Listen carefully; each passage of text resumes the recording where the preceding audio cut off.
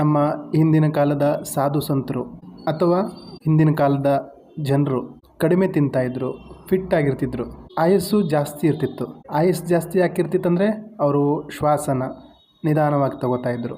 ಆದರೆ ನಾವು ಬೆಳಗ್ಗೆಯಿಂದ ರಾತ್ರಿ ತನಕ ತಿಂತಾ ಇರ್ತೀವಿ, ಆದರೂ ಸುಸ್ತು, ನಿದ್ದೆ ಸಮಸ್ಯೆ, ಕೆಲವೊಂದು ರೋಗಗಳು.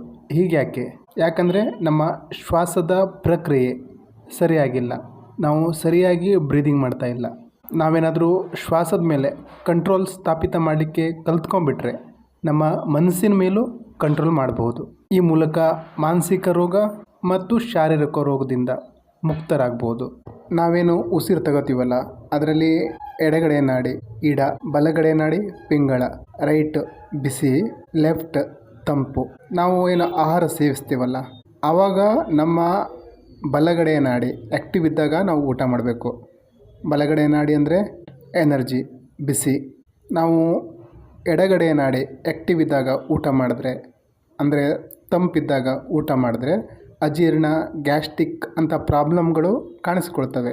ಆದರೂ ನಾವು ಊಟ ಮಾಡೋ ಟೈಮಲ್ಲಿ ಒಂದು ವೇಳೆ ಚಂದ್ರನಾಡಿ ಆ್ಯಕ್ಟಿವ್ ಆಗಿದ್ದರೆ ಏನು ಮಾಡ್ಬೋದು ಅಂದರೆ, ಯಾವ ನಾಡಿ ಆ್ಯಕ್ಟಿವ್ ಆಗಿದೆಯೋ, ಚಂದ್ರನಾಡಿ ಆ್ಯಕ್ಟಿವ್ ಆಗಿದ್ದರೆ ಕಂಕುಳದ ಒಳಗಡೆ ಆರ್ಮ್ ಪೀಟ್ ಅಂತೀವಲ್ಲ, ಅದ್ರ ಒಳಗಡೆ ಒಂದು ಪ್ಲಾಸ್ಟಿಕ್ ನೀರಿನ ಬಾಟ್ಲು ಅಥವಾ ಸ್ಟೀಲ್ ಬಾಟ್ಲು ಇಟ್ಕೊಂಡು 3 ನಿಮಿಷ ಪ್ರೆಸ್ ಮಾಡೋದ್ರಿಂದ ನಮ್ಮ ಸೂರ್ಯನಾಡಿ ಆ್ಯಕ್ಟಿವೇಟ್ ಆಗುತ್ತೆ.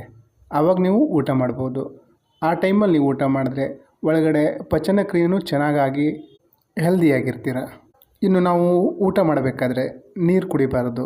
ಯಾಕೆಂದರೆ ಒಳಗಡೆ ನಮ್ಮ ಜಠರಾಗ್ನಿ ಏನು ಪಚನ ಕ್ರಿಯೆ ನಡೀತಾ ಇರುತ್ತಲ್ಲ, ಅದು ಬಿಸಿಯಾಗಿರ್ತದೆ. ನಾವು ನೀರು ಹಾಕಿ ಕೂಲ್ ಮಾಡೋದ್ರಿಂದ ಸ್ಥಗಿತ ಮಾಡ್ದಂಗೆ ಆಗುತ್ತೆ, ಡಿಸ್ಟರ್ಬ್ ಮಾಡ್ದಾಗತ್ತೆ. ನೀರು ಕುಡಿಲೇಬೇಕು ಅಂತಿದ್ರೆ 1 ಗುಟ್ಕೋ 2 ಗುಟುಕೋ ಕುಡಿಬೋದು. ನಿಮಗೆ ಗ್ಯಾಸ್ಟ್ರಿಕ್ ಆಗಿರ್ಬೋದು, ಅಜೀರ್ಣ ಆಗಿರ್ಬೋದು, ವಾಮಿಟ್ ಅಂತ ಏನೇ ಸಮಸ್ಯೆ ಇದ್ರೂ ಮೊದಲು ಊಟ ಮಾಡುವ ಶೈಲಿನ ಬದಲಾಯಿಸಬೇಕು. ಯಾವ ರೀತಿ ಅಂದರೆ, ಸೂರ್ಯನಾಡಿ ಆ್ಯಕ್ಟಿವಿಟಿ ಇದ್ದಾಗ ನೀವು ಊಟ ಮಾಡೋದನ್ನು ಪ್ರಾಕ್ಟೀಸ್ ಮಾಡ್ಕೊಂಡ್ಬಿಟ್ರೆ ಪಚನ ಚೆನ್ನಾಗಾಗುತ್ತೆ. ಇನ್ನು ಊಟ ಮಾಡೋ ಟೈಮಲ್ಲಿ ನೀರು ಕುಡಿಬಾರ್ದು, 1 ಅವರ್ ಬಿಟ್ಟು ನೀರು ಕುಡೀರಿ. ಇದೆರಡು ಪ್ರಾಕ್ಟೀಸ್ ಮಾಡೋದ್ರಿಂದ ನಿಮ್ಮ ಆರೋಗ್ಯದ ಮೇಲೆ ನಿಮಗೊಂದು ಕಂಟ್ರೋಲ್ ಸಿಗ್ತದೆ. ಇದನ್ನು ಪ್ರಾಕ್ಟೀಸ್ ಮಾಡಿ ನೋಡಿ.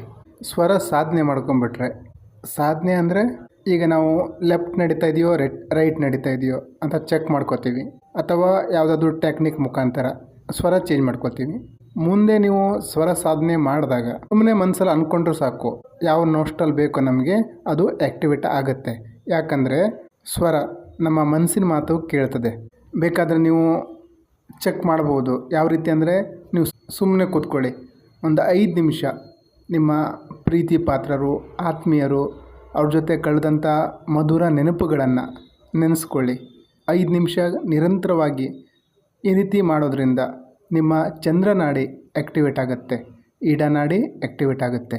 ಅಥವಾ 5 ನಿಮಿಷ ಕೂತು ನಿಮಗೆ ದುಃಖ ಕೊಟ್ಟ ಘಟನೆ, ಕೋಪ ತರಿಸುವಂತಹ ವ್ಯಕ್ತಿ, ಯಾರ ಮೇಲೂ ಕೋಪ ದ್ವೇಷ ಸಾಧಿಸಬಾರ್ದು, ಆದರೂ ಎಲ್ಲೋ ಒಂದು ಕಡೆ ಇವ್ರ ಕಂಡ್ರೆ ನನಗೆ ಆಗಲ್ಲ ಅಂತೀವಲ್ಲ, ಅಂಥವ್ರನ್ನು ಸತತವಾಗಿ 5 ನಿಮಿಷ ನೆನೆಸ್ಕೊಳ್ಳೋದ್ರಿಂದ ನಿಮ್ಮ ರೈಟ್ ನೋಸ್ಟ್ರಲ್ ಆ್ಯಕ್ಟಿವೇಟ್ ಆಗುತ್ತೆ. ಇದನ್ನು ಚೆಕ್ ಮಾಡಿಕೊಂಡು ನೋಡಿ. ಇದನ್ನು ಸುಮಾರು ಕಡೆ ಪ್ರಯೋಗ ಮಾಡ್ಬೋದು. ನಮಗೆ 2 ತರಹ ರೋಗ ಇರ್ತದೆ, ಒಂದು ಶಾರೀರಿಕ ರೋಗ, 2 ಮಾನಸಿಕ ರೋಗ. ನಮಗೊಂದು ಜ್ವರ ಬಂತಂದ್ರೂ, ಹೊಟ್ಟೆ ನೋವು ಅಂದ್ರೂ ನಾವು ಸ್ವರದ ಮೂಲಕ ಸ್ವರನ ಚೇಂಜ್ ಮಾಡಿಕೊಳ್ಳೋದ್ರ ಮುಖಾಂತರ ನಾವು ಕೆಲವೊಂದು ನೋವುಗಳನ್ನು, ರೋಗನ ಹತೋಟಿಗೆ ತರಬಹುದು.